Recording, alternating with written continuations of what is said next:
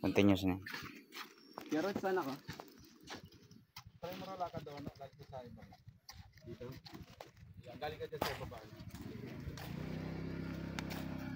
Tapos, Dods? Alam mo yung bag, Dods?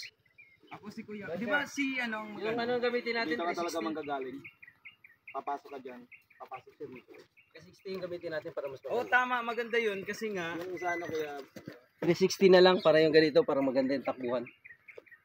Wait lang. di ba Kuya Rods, may sasabihin siya parang ang nangyari dito, singit lang ako, andin sabay kami, so welcome to El Nido. Welcome to El Nido naman. tapos ganito. Pag sabi mong welcome to El Nido, sabihin nyo na, ano yung magandang approach na, iiwan mo na yung bike dito. Tapos bababa ka na, habang, pag sabi mong, Ako pata may aso pa. Hindi na siya kailangan mag bisikleta, kailangan niya lang siguro mag pagkatapos bababa na siya, kailangan nyo mag-transition. Pag-transition nyo, ang gagawin niyo, tatakbo kayo sa sa camera dito, tapos parang aapakan nyo siya, hakbangan nyo. Ganyan na lang. Okay lang. Pag hakbang ninyo, lalabas yung loob na. Nandoon na kayo. Doon na kami sa Ili Cave. Doon na tayo sa baba ko. Pag hakbang ninyo, transition ng Paano nga drone i-roll shot. natin, kunwari? Sige.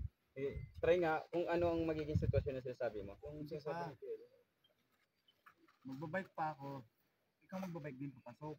Pero iba yun kasi isa lang naman ang bisikleta. Di ba? Kuya Ed, kailangan din natin ng camera para sa transition nila.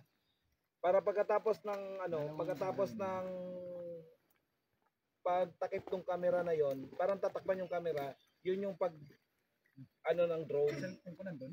Pag-angat ng drone, tapos kunting shot lang ng drone, doon na sila. Paglabas ng doon na sila sa loob. Sino mo na mag-bike? Di ba si ano muna? Ano lang yung ang script namin? Ako si Kuya Ron. Sabay kami, welcome to El Nido.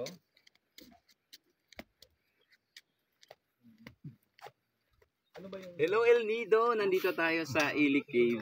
At naimbitahan tayo para gumawa ng isang entry or vlog para sa turismo ng El Nido for the Balinsa Sayaw Festival.